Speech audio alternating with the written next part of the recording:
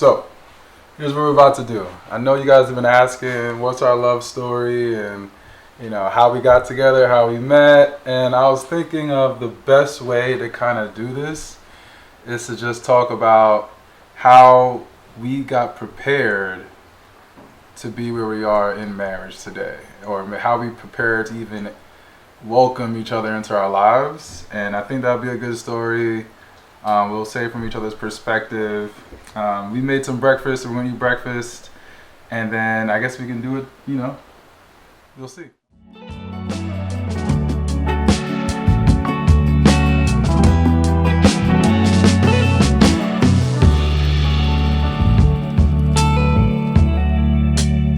So, let me get my thoughts together. I don't even know where to even start with this. I have this whole life, but I feel like when it comes to what I did to get ready for Haley, I guess I was in a bunch of relationships throughout my life. I've always been like a man of God. I've always been Christian, even though it's been a journey. Even though things have kind of been up and down throughout the years, I have seen how God has been a big factor in my life. He's always been there. There's been a couple times where, I just was a big testimony to that. One being I got into a car crash and could have lost my life. And two, when I was in residency and I thought that, I wasn't going to make it. And that was probably one of the hardest years of my life. But, I still made it through. That's kind of made me think that there's a reason why I'm here. And the reason why I kind of bring this up is because I think when it comes to men, your path in life really has to do with your purpose. I think you really have to understand what your purpose is, why you're on this earth, using your talents that you've gotten throughout your life, and figure out what's the way you can make the biggest impact and feel empowered and feel like you're making a difference, right? And I know this could be kind of tough because we don't really know it at certain times, and that's part of the reason why I feel like early relationships were helpful, but they're necessary, but at the same time, I wasn't ready for what was in front of me. So I was in relationships since high school. I've always been like, they say like young certified lover boy, whatever. I was in back to back relationships. I always have been. And high school, it's like I almost saw a relationship end in every next phase of my life. So like in high school, I had a girlfriend. We broke up. When I left from high school to go to college. When I was in college, I had a girlfriend until I went to grad school. When I was in grad school, I also had a girlfriend. We broke up when I got a full-time job or got into residency. In residency, I had a girlfriend. And then when I moved from my full-time job in Dallas, things got rocky. And it just like when I look back at those moments and I think about it, I just wasn't necessarily ready for that. And all the women were great women. Like I have nothing bad to say about my past relationships. I think they were all great. But a lot of things when I look back on what my role wasn't the best boyfriend. I was living the high life. I was at Howard University. I was still an alpha man, but I was very young at the time. I turned 21 in pharmacy school. So there was a lot of influences in my life that kind of took me down different paths, and I feel like I wish I could have been a better boyfriend to some of my past relationships, but at the same time, I learned from all those things. I grew from all those things. I got a lot of things out of my system. Like I have no type of concern about me in my relationship. I've built my foundation strong. So now I'm in my 30s. I'm married. I just feel so ready for whatever life has to tackle. So let me bring it back a little bit. I wasn't really fully solidified in myself until I would say I graduated from residency. Until I got my full time job. There's a lot of power that comes from like as being a man to make your own money, to be on your own, to be able to make your own decisions about where you want to live and what you want to do, and it's not based on anything else, right? So, being in Dallas was a great experience for me, and I think that I had just had the most growth. And it wasn't until that point where I felt like I had the most autonomy over my life, and that I was in a place where I can welcome other people and factors in to actually like align with what my purpose was. And that's kind of like what, we talked about in our scripture today. And you have to have a purpose in life to even allow other people to join you on that mission to reach that purpose, whatever that purpose is, right? And so I think that's where a wife comes in, or like a girlfriend, fiance, like to build upon that. It should be synergy. It should be a way where she helps you to be a better man. It should be a point where she just makes you better than you were as an individual. And you can relate on certain factors, and you like her as a human being, as a friend, and you can build off of that. So that's like my biggest message over out of all these different things. You know you're ready when you feel like you are where you need to be in your own personal life. When you feel like you have built something of yourself and you're proud of yourself and the man that you become. When you're at that point, I think that's when you're confident enough, you're able to make sound decisions, you're not confused. There's nothing else that you really would want, because the person that you bring into your life is going to be someone that you chose to be in your life. It wasn't just a circumstance that brought you guys together. As long as you stay focused on your vision, people will come into your life that you can choose to be with or not to be with. Um, and like I wasn't searching for Haley.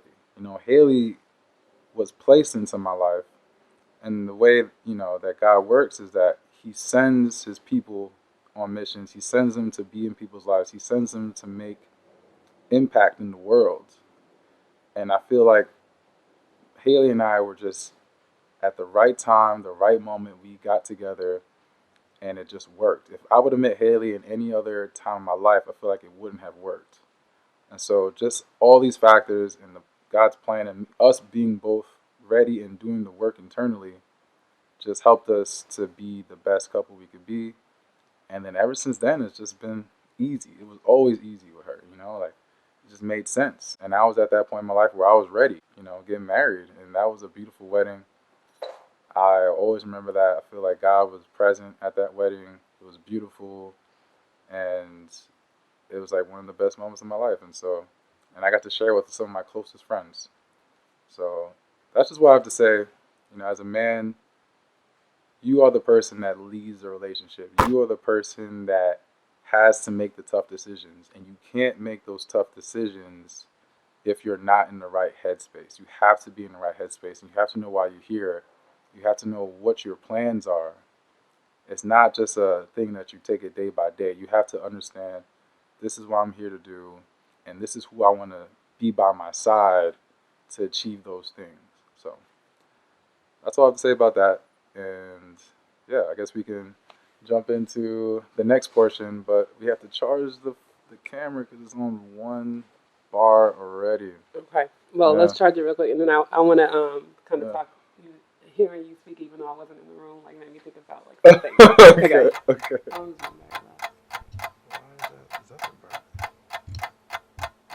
I shot this twice, okay, but I just really wanted to get the message clear about how God prepared me to meet my husband, my man.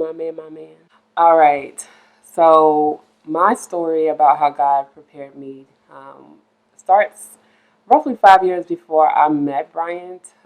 So 5 years before I met Bryandt, I had actually gotten out of a long-term relationship. And the reason why I chose to get out of this long-term relationship, which by all accounts was like a really great relationship, I at one point thought it was going to lead to marriage. But towards the end of that relationship, I started to get closer to God, go back to my roots. I purchased my own Bible, my own study Bible, and that was actually kind of a point of contention. And it was the moment where I was convicted by God to tell me, like, hey, you're not supposed to be in this relationship long term. Me and my partner at that time didn't share the same faith, and I realized at that time how important that was for me. for someone that I was going to be married to. So I ended that long-term relationship, and at that time I was also transitioning to move to Dallas. And so I decided that I was going to be in an intentional period of singleness, because before that relationship, which was a long-term relationship, I was in back-to-back monogamous relationships. So all my young adult life, when I was in college, I was in a relationship. And so I really wanted to take this time to really rediscover myself, or discover myself for the first time, because I was young. I was living in a new city, so I wanted to focus on getting my bearings in my new city, focusing on my new career, because I had just graduated college, building my community in Dallas. That was going to be my focus. For the first 1 to 2 years after moving to Dallas, I wasn't even entertaining any kind of date, any kind of man at all. I was just focused on figuring out who I was, what I wanted to do, what I was good at. And so after those 2 years were up, then I started to date again. And I was notorious, like all of my friends, even up till, they met Bryandt, would always say, like, Haley, obviously she doesn't like dating. Nobody ever lasts. And that was the language that I was using at that time, was I don't like dating. Dating is not fun.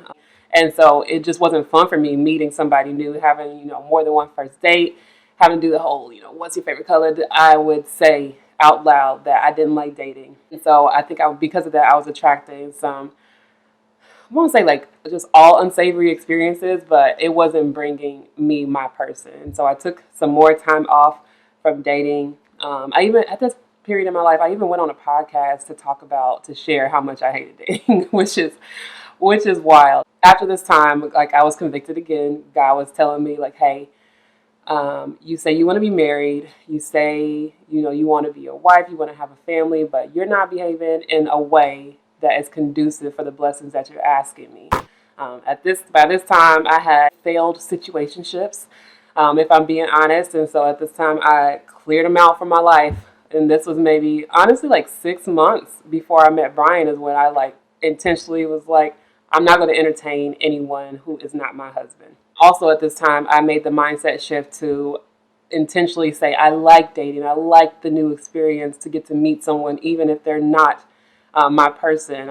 Community was beginning to be like a bigger word in my life, a bigger value in my life. And so I was just changing my verbiage about dating in general. And so at that point, I started attracting better experiences. I had some great dates with men. They weren't my man. And so they got out of here. So I think just that mindset shift prepared me to be ready to meet Bryandt. So March 26th is the day that I have ingrained in my mind. Even though we met before at the Halloween party, we met before at his house. I met him March 26th, 2021. And like, we were just talking, and I just enjoyed it. He wasn't even a prospect or anybody that I was thinking of initially when we were having this conversation. He was just a kind guy that I enjoyed talking to. But during that conversation, he was very intentional about, like, being direct with me and saying, like, hey, I'm attracted to you. And so at that point, I got a good look at him, and I was like, okay, I'm attracted to him too. And I'm like, it's energy. Let's see where this can go. And from there, I just really feel like what the shift and the change was for me was a shift in my mentality, a shift in being open to good things happening and my husband coming. Even though I didn't know that day when I met him that he was going to be my husband, I probably knew like a week or two later. In my heart, my soul knew, but I didn't know yet. But I would say that's how God worked on me, is to work on myself, get a closer, draw nearer to Him, and then that increased my discernment and increased my just everything, my ability to receive, my heart to receive, the mind to receive. That's how I prepared. So, all right. All right, so another video down. Wait, I don't like that. We'll start. We could cut it. Yes, okay. All right, cool. Another video down. Number 2, 3, 4, 5. Who knows? But Hey. if you like what we have to talk about, like what we have to say, if you want more videos like this, please like, comment, subscribe, or just watch more. Just keep a lookout for us. Like, subscribe, Watch. Thank you. Hey, oh yeah, hey.